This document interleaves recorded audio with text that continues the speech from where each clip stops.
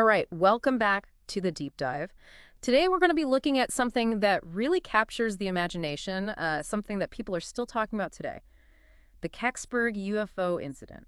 December 9th, 1965. Yes, December 9th, 1965. And this is an event that people saw all across the eastern United States. I mean, we have reports of a bright fireball across 6 states, even up into Canada. Yeah, all across the Great Lakes region, Michigan, Ohio, Pennsylvania. Yeah, and of course the big thing is what happened next in this small town in Pennsylvania, Kecksburg. Exactly, and that's why we're here today, right? We want to get to the bottom of what happened in Kecksburg. Was it a meteor? Was it something left over from the Cold War? Or was it something else entirely? Something a little more out there. Something a little more out there, yeah. Now, when we try to understand this, we're lucky enough to have some pretty good sources, not just news reports from the time, but even scientific analysis that was done by experts in astronomy and geophysics. Yeah, and NASA has been involved over the years, too, and they've had some interesting things to say about this. Yeah, this has gotten the nickname Pennsylvania's Roswell. Of course. Yeah. And you can see why, you have this really unexplained event, people see something in the sky, and then the next thing you know, the army is there. Right, and the theories just run wild, right? We have reports of this object being acorn-shaped. We have people claiming to have seen hieroglyphs on it. Alien writing. Alien writing, exactly. Oh, yeah. So there's just this whole mystery surrounding what exactly it was that came down. So let's try to break this down step by step. Let's start at the beginning. This fireball, we know a lot of people saw it, but what do we actually know about what it looked like, where it was, what was going on?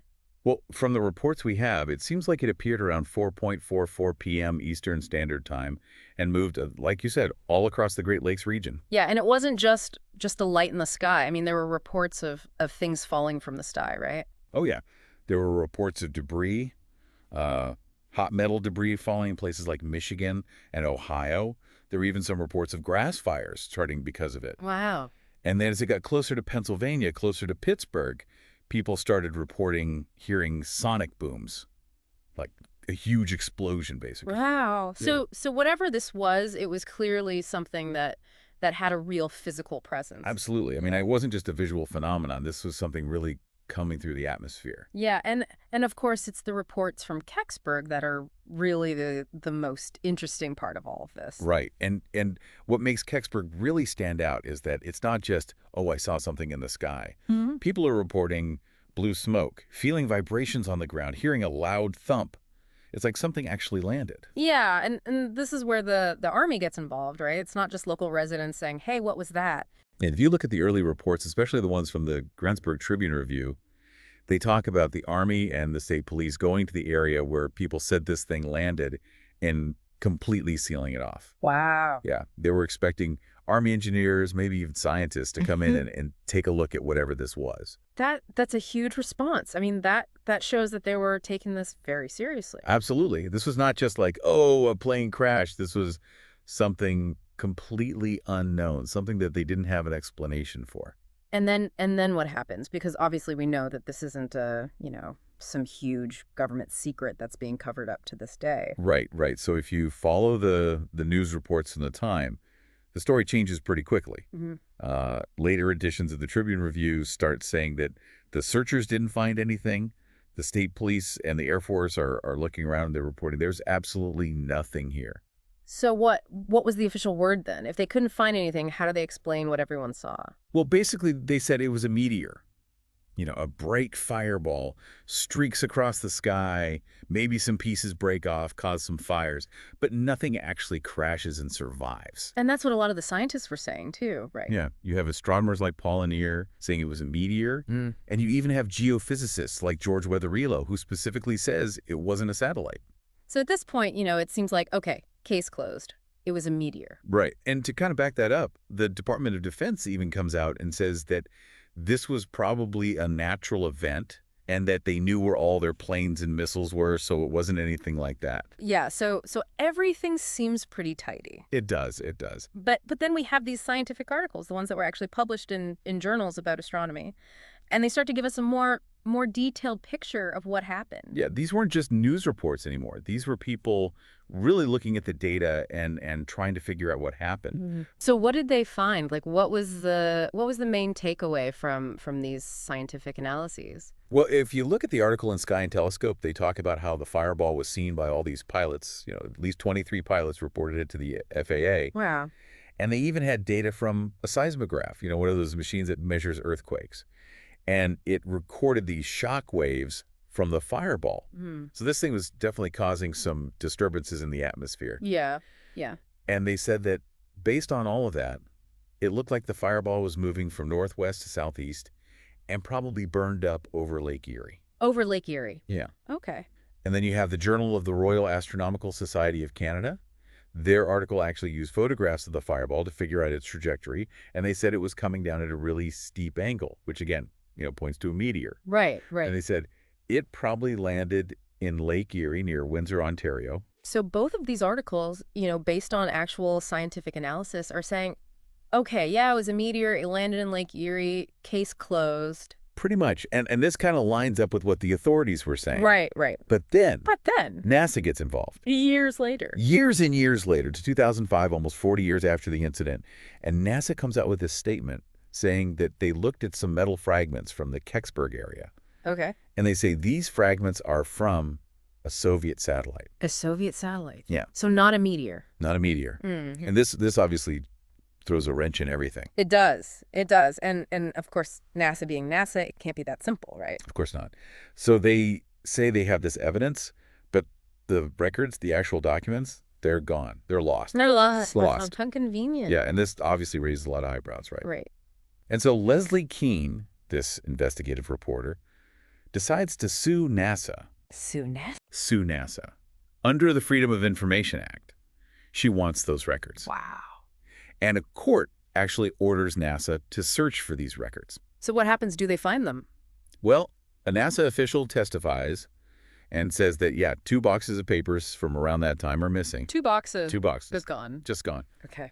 So at this point, what are we supposed to believe? Right, right. And so you have people like James Oberg, who's the space writer, and he's very skeptical of all this. Skeptical of NASA. Yeah. He says it's unlikely that NASA even had these documents in the first place, and suggests maybe it was the Air Force investigating back then, not NASA. Because during the Cold War, things were pretty secretive. Right, right. And he also questioned, why this lawsuit happened now, 40 years later. Very interesting. Yeah. And then, to make things even more confusing, NASA comes out again, more recently, and says, actually, they're not so sure about the Soviet satellite theory anymore. They changed their mind again. They say that the angle, the trajectory of the fireball doesn't really match up with a satellite re-entering the atmosphere. Right. It looks more like a meteor. And they point out that the Soviet satellite that they were talking about, Cosmos 96, actually re-entered the atmosphere earlier than the Kecksburg incident. So they're basically walking back their previous statement. So we're back to square one. Pretty much. Meteor, Lake Erie, case closed. Well, not so fast. We still have all these eyewitness accounts from Kecksburg. Right, these people who saw something land, something being taken away by the military. And that's where these alternative theories come in. Right, and there are a lot of them. A lot of them. A lot of them. So let's talk about some of these.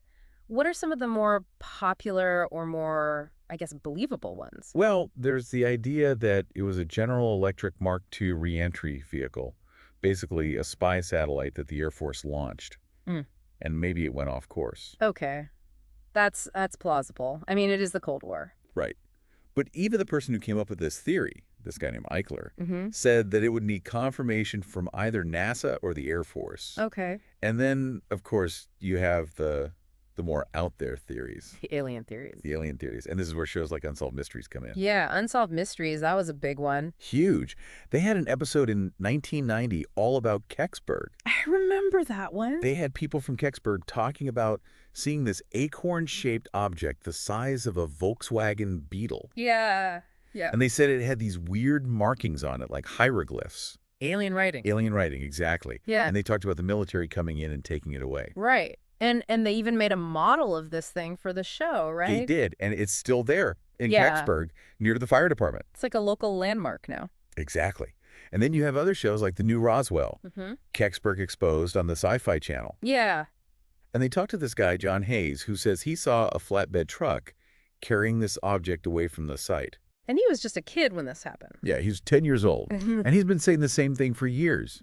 And then you have the even wilder theories, like the one from Nazi UFO conspiracy, that it was some kind of secret Nazi technology. Oh, yeah, yeah. And then, of course, UFO hunters did an episode about it, talking about a government cover-up. Of course. And Giorgio Tsoukalos, the ancient aliens guy, he even went to Kecksburg. He had to go to Kecksburg. You had to, right. So we have this whole spectrum of theories from the plausible to the really outlandish. Exactly. But what are the real sticking points here? What are the things that don't add up no matter what theory you believe? Well, the biggest problem is that the scientific evidence points to a meteor, but the eyewitness accounts from Kecksburg just don't match up with that. Right. I mean, you have people saying they saw this object, they saw it land, they saw it being taken away. And the military response, I mean, that doesn't really make sense for just a meteor, does it? No, it doesn't. Okay, so that's one big issue. What else? Well, then there's NASA, and they're constantly changing story. Right. First, it's a Soviet satellite. Then they lose the evidence. Then they're not so sure anymore. Exactly. It makes you wonder what they really know or what they're not telling us. And then, of course, the biggest problem of all is that there's no physical evidence. Right. Nothing from the object itself that we can look at and analyze. No smoking gun. No smoking gun. So after looking at all of this, I mean, it's clear that we don't have a definitive answer. No, we don't. Mm-hmm. And that's part of what makes this so fascinating. It is. It is. So let's just recap real quick. We have this fireball seen by tons of people. We have reports of something landing in Kecksburg, a big military response. The initial explanation is a meteor. Years later, NASA says Soviet satellite, then changes their mind. And we have all these alternative theories from spy satellites to aliens to Nazi technology. But no real proof for any of them. No proof. So to our listeners, I want to leave you with this. What do you think happened in Kecksburg? What's the most compelling theory to you? And what questions are still unanswered for you? Because clearly this mystery is far from solved.